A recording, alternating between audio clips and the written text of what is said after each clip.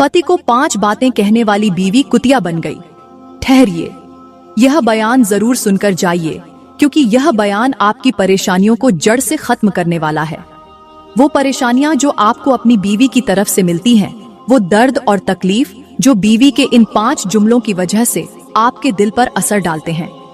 आज मैं आपको बताने जा रही हूँ कि पति को 5 बातें कहने वाली बीवी के साथ मौत के वक्त कौन सा इबरतनाक वाकया पेश आया। आखिर वो मौत के वक्त कुतिया क्यों बन गई? आखिर उसका खूबसूरत चेहरा बदसूरत क्यों हो गया? आखिर मौत के वक्त उसकी लाश क्यों फूल गई? जब खूबसूरत बीवी की मिट को कंधों पर उठाया गया तो वो कुत्ते की शक्ल क्यों इख्तियार कर गई? और जब यह खबर लोगों को मिली तो पति ने ऐसा क्या कहा कि सब लोग हैरत में पड़ गए। मेरे मोहतरम भाइयों और बहनों, आज के सबक का उन्वान है पति को 5 बातें कहने वाली बीवी का इबरतनाक अंजाम। आखिर वो कौन से 5 जुमले थे जिन्होंने उस औरत को दुनिया और आखिरत में जलील कर दिया, उसे इबरत का निशान बना दिया और उसकी मौत को दूसरों के लिए सबक बना दिया। आइए आज हम इस वाकये से सबक हासिल करते हैं ताकि हम अपनी जिंदगी को बेहतर बना सकें और दूसरों के लिए रहमत का जरिया बन सकें। आज का बयान लंबा तो हो सकता है, मगर आपका वक्त हरगिज जाया नहीं करेगा। यह बयान आपकी जिंदगी बदलने का जरिया बनेगा। अगर यह बयान छोड़कर जाओगे तो पछताओगे, इसलिए आखिर तक जरूर सुनकर जाइएगा, क्योंकि यह बयान आपके दिलों को झकझोरने और आपकी जिंदगी बदलने के लिए काफी है। आज मैं तुम्हें एक ऐसी औरत की कहानी सुनाऊंगी जो अपने पति के साथ बदअदबी और सख्त लहजे में बात करती थी, लेकिन उसका अंजाम इतना इबरतनाक हुआ कि देखने वाले कांप गए। चलो फिर शुरू करते हैं आज की कहानी। मेरे मोहतरम भाइयों, वो कहानी कुछ यूं है। एक फकीर का किसी कब्रिस्तान से गुजर हुआ। असर का वक्त था, सूरज डूबने को था और कब्रिस्तान में गहरी खामोशी छाई हुई थी। फकीर ने अचानक एक अजीब मंजर देखा। एक कब्र से एक औरत बाहर निकली। उसका जिस्म तो इंसानों जैसा था, लेकिन उसका सिर कुतिया जैसा था। वो औरत 5 बार कुतिया की तरह भौंकी और फिर चीखते हुए कब्र के अंदर चली गई। फकीर ये मंजर देखकर सन्न रह गया। उसके पैरों तले जमीन खिसक गई और वो हैरत और खौफ के मारे वहीं रुक गया। फकीर सोचने लगा, आखिर ये औरत कौन थी? इसका ये हाल क्यों हुआ और इसके साथ ऐसा क्यों हो रहा है कि आखिर ये औरत कौन थी? इसका अंजाम ऐसा क्यों हुआ? फकीर का दिल बेचैन हो गया और वो परेशान हाल में इधर उधर देखने लगा। उसके दिल में एक सवाल पैदा हुआ, आखिर ये औरत कौन थी? इसके साथ ऐसा क्यों हो रहा है और ये सब कब से जारी है? इस औरत ने ऐसे कौन से गुनाह किए थे जिनकी वजह से इसका अंजाम इतना इबरतनाक हो गया? फकीर इस सच्चाई को जानने के लिए बेचैन था। उसने खुद से कहा, क्यों ना यहाँ के किसी रहने वाले को तलाश करूं जो इस कब्रिस्तान के करीब रहता हो, शायद वो इस औरत के बारे में कुछ जानता हो। ये सोचते ही फकीर ने अपने चारों तरफ नजर दौड़ाई। उसे दूर एक कच्चा मिट्टी का बना हुआ घर दिखाई दिया जो कब्रिस्तान के पास था। फकीर का दिल और ज्यादा बेचैन हो गया और उसके कदम खुद ब खुद उस घर की तरफ बढ़ने लगे। ये अल्लाह वाला फकीर तेजी से उस मिट्टी के घर की तरफ दौड़ा, दिल में अनगिनत सवाल लिए हुए। आखिर इस औरत का ऐसा हाल क्यों हुआ? उसकी जिंदगी में ऐसा क्या था जो उसकी मौत को इबरत का सबक बना गया? कि आखिर इस औरत ने दुनिया में ऐसे कौन से गुनाह किए थे जो उसके अंजाम को इतना खौफनाक बना गए? क्या कोई है जो उसकी जिंदगी की हकीकत से पर्दा उठा सके? फकीर के दिल में ये सवाल बार बार गूंज रहा था। आखिर ये किन गुनाहों का नतीजा है? आखिरकार फकीर दौड़ता हुआ उस कच्चे से मकान के दरवाजे तक पहुंच गया। उसका सांस फूल चुका था और उसके चेहरे पर खौफ और बेचैनी के गहरे असर नजर आ रहे थे। फकीर ने जल्दी से दरवाजे पर दस्तक दी। कुछ देर बाद अंदर से एक कमजोर और कांपती हुई आवाज आई, बेटा तुम कौन हो? मेरे घर में तो कोई आदमी नहीं रहता सिवाय मेरे एक बदकिस्मत बुढ़िया के। फकीर ने उस आवाज में गहरी उदासी महसूस की। उसने ऊंची आवाज में कहा, अम्मा मैं एक मुसाफिर हूँ और कुछ जानना चाहता हूँ। क्या आप मुझे अंदर आने की इजाजत देंगी? बूढ़ी औरत खामोश हो गई, जैसे सोच रही हो कि ये मुसाफिर कौन हो सकता है और इसके आने की वजह क्या है। बूढ़ी औरत ने अंदर से कहा, ए मुसाफिर, क्या तुम भूखे हो? क्या तुम्हें रोटी चाहिए? क्या तुम प्यासे हो? तुम्हें पानी चाहिए? या फिर तुम्हारे पास कपड़े नहीं हैं? क्या मैं तुम्हें कपड़े दूं? बताओ तुम क्या चाहते हो? बाहर दरवाजे पर खड़े फकीर ने धीमी और आजिजी भरी आवाज में कहा, अम्मा जी मैं भूखा भी नहीं हूँ, मुझे रोटी की जरूरत नहीं, मैं प्यासा भी नहीं हूँ, मुझे पानी की भी हाजत नहीं, और अल्हम्दुलिल्लाह मेरे पास कपड़े भी हैं। लेकिन अम्मा जी, मैं कुछ और पूछना चाहता हूँ। बुढ़िया ने हैरानी से कहा, तो फिर बताओ ए मुसाफिर, तुम क्या जानना चाहते हो? फकीर के दिल में सवालों का तूफान था। वो सोचने लगा कि अब वो बुढ़िया से उस औरत के बारे में सच्चाई जानने की कोशिश करेगा। इतने में एक और शख्स दौड़ता हुआ, तेजी से भागता हुआ उसी कच्चे दरवाजे तक पहुंचा जहां ये अल्लाह वाला फकीर पहले से खड़ा था। फकीर ने गौर किया कि इस भागने वाले शख्स के चेहरे पर घबराहट के आसार थे, जैसे वह किसी अजीब वाक़ये से खौफजदा हो। फकीर ने उससे पूछा, ऐ बंदा ए खुदा, तू इतना परेशान क्यों है? तेरे चेहरे पर यह घबराहट क्यों है? उस शख्स ने फकीर की तरफ देखकर कहा, ऐ फकीर मियाँ, पहले तू ये बता कि तेरे चेहरे पर घबराहट क्यों है? फकीर ने गहरी सांस लेते हुए जवाब दिया, मुझे एक ऐसे मंजर ने हैरान कर दिया है जो आज तक मैंने कभी नहीं देखा। यह सुनकर वह शख्स बोला, ऐ अल्लाह वाले, मुझे भी उसी मंजर ने हैरत में डाल दिया है जिसने तुझे परेशान किया हुआ है। मैं भी उसी मंजर के बारे में जानने के लिए आया हूँ। 5 साल हो गए हैं मेरा रोजाना इस कब्रिस्तान से गुजर होता है। हर रोज मैं एक कब्र से एक औरत को निकलते देखता हूँ जिसका सिर कुतिया की तरह का होता है। वह 5 बार कुतिया की तरह भौंकती है और फिर कब्र के अंदर चली जाती है। आज जब मैं इसी रास्ते से गुजर रहा था तो तुझे यहाँ खड़ा देखा। मैंने सोचा कि शायद तू इस मंजर की हकीकत जानता होगा, इसीलिए मैं तेरे पास आया हूँ ताकि इस वाकये की वजह मालूम कर सकूं। फकीर यह सुनकर और ज्यादा हैरान हुआ कि यह तो 5 साल का अरसा गुजर चुका है। फकीर ने दरवाजे पर खड़े होकर बुलंद आवाज में कहा, अम्मा जी, मैं एक मुसाफिर नहीं बल्कि हम 2 मुसाफिर हैं और हम आपसे कुछ खास पूछना चाहते हैं। अंदर से बुढ़िया की थकी हुई कांपती आवाज आई, पहले यह बताओ कि तुम लोग कहाँ से आ रहे हो और यहाँ क्यों आए हो? फकीर ने जवाब दिया, मैं फला इलाके से आ रहा हूँ और मेरा आपके कब्रिस्तान से गुजर हुआ। वहाँ हमने एक ऐसा मंजर देखा जिसने हमें हैरान और खौफजदा कर दिया है। हम उसी की हकीकत जानने के लिए यहाँ आए हैं। बुढ़िया ने गहरी सांस ली और कहा, अच्छा, अब मैं समझ गई कि तुम लोग मुझसे क्या पूछने आए हो। तुमने भी वही मंजर देखा है जो यहाँ से गुजरने वाले कई लोग देख चुके हैं। रोजाना 10-20 आदमी मुझसे यही सवाल पूछने आते हैं। वह सब यही जानना चाहते हैं कि वह औरत जो कब्र से निकलती है कुतिया बनकर क्यों जाहिर होती है और 5 बार क्यों भौंकती है। ऐ मुसाफिरों, यह मंजर न सिर्फ तुम्हें बल्कि इस गांव के कई लोगों को हैरत और खौफ में डाल चुका है। फिर बुढ़िया ने कहा, ऐ मुसाफिरों, तुम दरवाजे के अंदर मेरे सहन में बैठ जाओ और मैं अपने कमरे के अंदर बैठकर तुम्हें वह कहानी सुनाती हूँ जो तुम जानना चाहते हो। मैं तुम्हें बताती हूँ कि आखिर वह औरत कौन थी जो रोजाना अस्र के वक्त कब्र से बाहर निकलकर भौंकती है। वह किसकी बेटी थी, उसका माजी कैसा था और दुनिया में उसने ऐसे कौन से गुनाह किए थे जिन गुनाहों ने उसे न सिर्फ दुनिया में बल्कि आखिरत में भी जलील कर दिया। यह एक ऐसी इबरतनाक कहानी है जिसे सुनकर तुम्हारे दिल कांप जाएंगे। फकीर और उसका साथी सहन में जाकर खामोशी से बैठ गए। बुढ़िया ने इबरतनाक कहानी सुनाते हुए कहा, ऐ मुसाफिरों, सबसे पहले तो यह जान लो कि वह बदकिस्मत लड़की कोई और नहीं बल्कि मेरी अपनी ही बेटी थी। वह बेइंतहा खूबसूरत, हसीन और जमीला थी।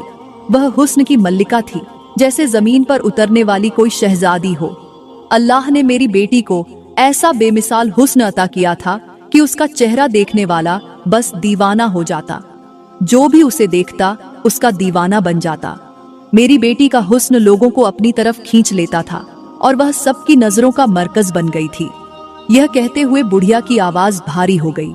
वह कुछ पल के लिए खामोश हो गई, जैसे अपने माजी के उन लम्हों को याद कर रही हो जो खुशियों से भरे थे लेकिन अब दुख और इबरत की शक्ल इख्तियार कर चुके थे। फकीर और उसका साथी चुपचाप बैठे सुन रहे थे।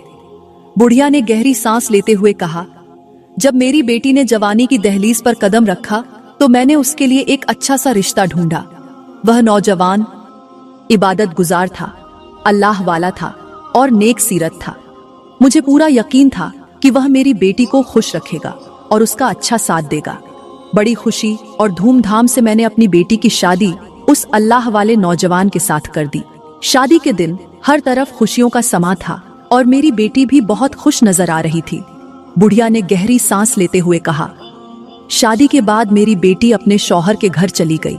मुझे लगा था कि अब वह खुशियों भरी जिंदगी गुजारेगी, लेकिन मुझे क्या पता था कि यह खुशियां ज्यादा देर तक कायम नहीं रहेंगी और उसकी जिंदगी में ऐसी आजमाइशें आएंगी जो उसे दुनिया और आखिरता में जलील कर देंगी। बुढ़िया की आवाज कांपने लगी। उसने कहा, एक दिन अल्लाह का करना ऐसा हुआ कि मेरी बेटी अपने शौहर के साथ कमरे में बैठी हुई थी। बाहर बारिश शुरू हो गई और वह बारिश तेज से तेजतर होती गई। अचानक आसमान से एक जोरदार बिजली कड़की, जिसकी आवाज इतनी खौफनाक थी कि मेरी बेटी डर के मारे वहीं गिर पड़ी। उसका दिल फट गया और वह उसी वक्त इंतकाल कर गई। यह कहते हुए बुढ़िया का चेहरा गम और डर से भर गया। जब मुझे यह खबर मिली कि मेरी बेटी का इंतकाल हो चुका है तो मैं फौरन उसके घर पहुंची। वहां पहुंचकर जब मैंने अपनी बेटी को देखा तो उसका नूरानी चेहरा स्याह हो रहा था। उसकी खूबसूरती, जो कभी लोगों के दिलों को मोह लेती थी, वह बदसूरती में तब्दील हो रही थी। उसका हसीन चेहरा सियाह और खौफनाक होता जा रहा था। यह कहकर बुढ़िया खामोश हो गई और उसकी आंखों से आंसू बहने लगे। बुढ़िया ने कांपती हुई आवाज में कहा, जब हमने अपनी बेटी को गुस्ल देने की तैयारी की तो गुस्ल के दौरान हमें महसूस हुआ कि उसका जिस्म फूल रहा है। यह मंजर मेरी आंखों के लिए नाकाबिले यकीन था। मैंने पास खड़ी एक औरत की तरफ इशारा किया और उससे पूछा, जो मैं देख रही हूँ क्या तुम भी देख रही हो? क्या तुम भी महसूस कर रही हो कि उसका जिस्म फूल रहा है? उस औरत ने खौफजदा होकर जवाब दिया, हाँ, मैं भी यही देख रही हूँ। हाँ, मैं भी यही महसूस कर रही हूँ। बुढ़िया की आवाज भर्रा गई। उसने कहा, हम सब यह मंजर देखकर खौफजदा हो गए। फिर धीरे धीरे मेरी बेटी का जिस्म फूलते फूलते भैंस की शक्ल इख्तियार करने लगा। यह मंजर देखकर मेरी परेशानी और खौफ और ज्यादा बढ़ गया। मैं दिल ही दिल में सोच रही थी कि आखिर यह सब क्यों हो रहा है। मेरी बेटी ने ऐसे कौन से गुनाह किए थे जिनकी सजा उसे मरने के बाद इस तरह मिल रही है? बुढ़िया ने कांपते हुए कहा, बहरहाल हमने बड़ी मुश्किल से उसका गुस्ल मुकम्मल किया, लेकिन जब उसे उठाने की कोशिश की तो उसका जिस्म इतना भारी हो चुका था कि हमारी ताकत जवाब दे गई। आखिरकार वहां मौजूद तमाम औरतों ने मिलकर हिम्मत की और बड़ी मशक्कत के साथ उसे उठाकर एक फट्टे पर लिटाया। मेरे दिल में एक ही सवाल गूंज रहा था, आखिर मेरी बेटी का यह अंजाम क्यों हुआ? आखिर मेरी बेटी का यह अंजाम क्यों हुआ? बुढ़िया ने कांपते हुए कहा, जब जनाजे का वक्त आया तो अजीजों, अकारिब और तमाम लोगों ने बड़ी मुश्किल से हिम्मत जुटाई और जोर लगाकर मिट को चारपाई समेत कंधों पर रखा। मेरी बेटी का जनाजा घर से बाहर निकाला गया और कब्रिस्तान की तरफ रवाना हुआ। मैं अपनी आंखों से अपनी बेटी को जुदा होते देख रही थी। मेरा दिल गम से फटा जा रहा था और बेटी का इबरतनाक अंजाम मेरी आंखों के सामने था। मेरी आंखों के सामने उसका बदन, जो कभी खूबसूरत था, अब बदसूरत हो चुका था। लेकिन जो आगे हुआ वो इससे भी ज्यादा खौफनाक और नाकाबिले यकीन था। जब जनाजा कब्रिस्तान की तरफ जा रहा था तो अचानक एक शख्स की नजर चारपाई पर पड़ी। उसने देखा कि चारपाई पर मैयत नहीं है, बल्कि वहां एक कुतिया बैठी हुई है। वो शख्स खौफ से चीख उठा और जोर से कहा, रुको, ठहरो, मैयत को नीचे रखो। मैंने अपनी आंखों से चारपाई पर मैयत की जगह कुतिया देखी है। यह सुनते ही सब लोग रुक गए। हर तरफ खामोशी और खौफ का आलम था। लोगों के चेहरे जर्द पड़ गए और हर कोई सोच रहा था कि यह सब क्या हो रहा है। उस वक्त मेरी माँ की आंखें इस मंजर को देखकर फटी जा रही थीं और मेरा दिल शिद्दत ए गम और खौफ से कांप रहा था। यह लम्हा मेरे लिए कयामत से कम न था, क्योंकि मेरी बेटी का यह अंजाम मुझे अंदर से तोड़ रहा था। लोगों ने चारपाई को जमीन पर रखा और हर तरफ खामोशी और खौफ का साया गहराता जा रहा था। मैं भागकर चारपाई के करीब पहुंची। दिल में एक तूफान उठ रहा था। जब मैंने कांपते हाथों से अपनी बेटी के चेहरे से कपड़ा हटाया तो मेरी चीख निकल गई। मेरी आंखों के सामने वह मंजर था जो मेरी रूह को झकझोरने के लिए काफी था। मेरी बेटी की शक्ल पूरी तरह कुतिया की शक्ल में बदल चुकी थी। सब लोग हैरत और खौफ के मारे एक दूसरे को देखने लगे और सरगोशियां करने लगे। यह वही लड़की है ना, जिसकी माँ तो बड़ी इबादत गुजार थी, लेकिन बेटी कैसी नालायक और गुनहगार निकली। एक शख्स ने कहा, यह लड़की इतनी बड़ी गुनहगार थी कि अल्लाह ने इसकी शक्ल बिगाड़ कर रख दी ताकि यह दुनिया वालों के लिए इबरत का निशान बन जाए। यह सब सुनकर मेरा दिल गम से चूर हो गया। मेरी बेटी का यह अंजाम मेरे लिए कयामत से कम न था। मैं खुद को संभालते हुए सब लोगों के सामने अपनी बेटी के शौहर से मुखातिब हुई और कहा, मुझे सच्चाई बताओ, क्या मेरी बेटी ने तुम्हारे घर में ऐसे कौन से गुनाह किए थे जिनकी वजह से आज उसकी शक्ल कुतिया जैसी हो गई? आखिर वह क्या करती थी जिसने उसे इस इब्रतनाक अंजाम तक पहुंचा दिया? जब मैंने बार बार इसरार किया और उसे सच्चाई बताने पर मजबूर किया तो मेरी बेटी के शौहर ने गहरी आह भरते हुए कहा, अम्मी जी, आपकी बेटी बाकी हर लिहाज से ठीक थी, लेकिन उसकी जुबान मेरे लिए जहर बन गई थी। वह मेरे सामने 5 ऐसे जुमले बड़े शौक से बोलती थी जिन्होंने मेरी जिंदगी अजीरन कर दी थी। इन्हीं जुमलों की वजह से आज उसे इतनी बड़ी जिल्लत का सामना करना पड़ रहा है। मैंने कांपते हुए दिल से पूछा, बेटा, वह 5 जुमले कौन से थे? मुझे बताओ ताकि हम इबरत हासिल कर सकें। शौहर ने गमजदा आवाज में कहा। मेरी बीवी मेरे सामने ये 5 जुमले बड़े शौक से बोलती थी और इन जुमलों ने मेरे दिल को तोड़कर रख दिया था। मैं अक्सर तन्हाई में बैठकर रोता था, अल्लाह के सामने शिकवा करता और दुआ करता रहता था कि काश मेरी बीवी ये जुमले ना बोले, लेकिन वह इनसे बाज नहीं आती थी। मुझे तो लगता है वही 5 जुमले अजाब की शक्ल इख्तियार कर गए और उसके अंजाम को भयानक बना दिया। यह सुनकर वहां पर खड़ा हर कोई हैरत और तजस्सुस के आलम में कहने लगा, बताओ वो 5 जुमले कौन से थे जिन्होंने तुम्हारी औरत को इतनी जिल्लत तक पहुंचा दिया? शौहर ने कहा, मेरी बीवी का पहला जुमला यह था, काश मैं तुम्हारी जगह किसी और के साथ शादी कर लेती। तुमने तो मेरी जिंदगी बर्बाद कर दी है। मैं जल्द ही तुम्हें छोड़कर चली जाऊंगी और तुम्हारी आंखों के सामने किसी और से शादी करूंगी। तुम्हारी आंखों के सामने किसी और के साथ रात बिताऊंगी। फिर तुम देखते रहोगे और जलते रहोगे। वह कहती थी, मैं बहुत खूबसूरत हूँ, मेरे चाहने वाले लाखों हैं और मेरे साथ शादी करने के लिए हजारों लोग तैयार हैं। शौहर ने गमगीन आवाज में कहा। मेरी बीवी यह जुमला खास तौर पर तब बोलती थी जब उसे गुस्सा आता था। वह नादान नहीं जानती थी कि गुस्सा उस जलती हुई तीली की तरह है जो दूसरों को जलाने से पहले खुद को राख कर देता है। जब मेरी बीवी बार बार यह कहती कि मैं तुम्हें छोड़कर चली जाऊंगी तो मेरा दिल टूट जाता था। मेरा हर लम्हा परेशानी में गुजरता था कि अगर वह मुझे छोड़कर चली गई तो मैं तन्हा कहाँ जाऊंगा।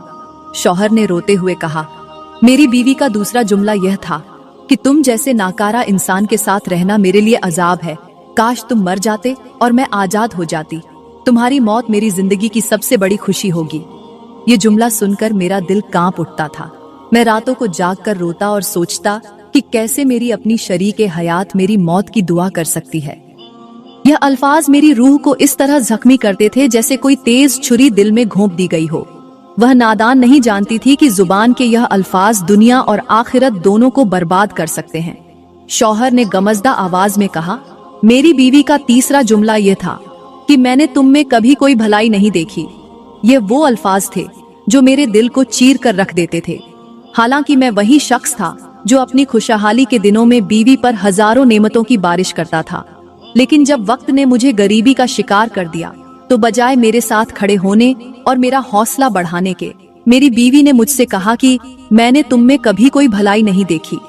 ये अल्फाज मेरे लिए तलवार की तरह थे। मैंने अपनी जिंदगी की तमाम खुशियां उस पर निछावर की, लेकिन जब आजमाइश का वक्त आया तो उसने न सिर्फ मेरा साथ छोड़ दिया बल्कि मेरी कोशिशों और कुर्बानियों को भी नजरअंदाज कर दिया। शौहर ने दर्द भरे लहजे में कहा। ये जुमले मेरे दिल को हर रोज जख्मी करते थे। मेरी बीवी का चौथा जुमला यह था कि तुम मेरे नसीब की सबसे बड़ी बदकिस्मती हो। अगर तुम मेरी जिंदगी में न होते तो मैं आज किसी बड़े मुकाम पर होती, अपनी मर्जी की जिंदगी गुजार रही होती। शौहर ने दर्द भरी आवाज में कहा। यह जुमला सुनकर मैं सोचता था कि जिस औरत के लिए मैंने अपनी हर खुशी कुर्बान की, वही मुझे मेरी जिंदगी की सबसे बड़ी बदकिस्मती कह रही है। फिर शौहर ने रोते हुए कहा। मेरी बीवी का 5वां जुमला यह था कि तुम्हारी इज्जत और हैसियत मेरी नजरों में कुछ भी नहीं। मैं तुम्हें अपने कदमों तले रौंद कर भी शर्मिंदा महसूस नहीं करूंगी। तुम मेरी जिंदगी के लिए सिर्फ एक बोझ हो और मैं तुम्हारे बिना बेहतर जिंदगी गुजार सकती हूँ। ये 5 जुमले सुनकर वहां खड़े सब लोग तौबा तौबा करने लगे। तौबा और इस्तिगफार करते हुए सब ने मेरी मरी हुई बेटी की मैयत को उठाया और उसे किसी कब्रिस्तान में जाकर दफन कर दिया। बुढ़िया ने आंसू भरी आंखों से कहा, आज मेरी बेटी की मौत को 5 साल गुजर चुके हैं, लेकिन उसका अंजाम मेरे दिल और जहन पर एक न मिटने वाला जख्म बनकर रह गया है। यह रोजाना अस्र के वक्त अपनी कब्र से बाहर निकलती है और कुतिया की तरह भौंककर फिर अंदर चली जाती है। दरअसल यह उन औरतों को इबरत का पैगाम देती है जो अपने शौहरों को यह 5 जुमले बड़े शौक से बोलती हैं। ऐ औरतों, अगर तुम भी अपने शौहरों को यह 5 जुमले बोलकर उन्हें तकलीफ दोगी तो याद रखना तुम्हारा अंजाम भी ऐसा हो सकता है। अल्लाह ताला से दुआ है कि वह हमें ऐसे अंजाम से बचाए, आखिर तक की जिल्लत से बचाए और मौत के वक्त हमारा खात्मा ईमान पर करे। मेरे मोहतरम भाइयों, मुझे उम्मीद है कि आज का यह वाकया आपको बहुत अच्छा लगा होगा। अगर आपकी औरतें आपको यह 5 जुमले बोलती हैं तो मेहरबानी करके यह वाकया अपनी औरतों को जरूर सुनाएं ताकि वह इबरत हासिल करे और जल्द से जल्द इन गुनाहों से तौबा करे। अल्लाह ताला से दुआ है कि वह हमें जल्द से जल्द तौबा करने की तौफीक अता फरमाए और हमें सीधी राह दिखाए। आमीन।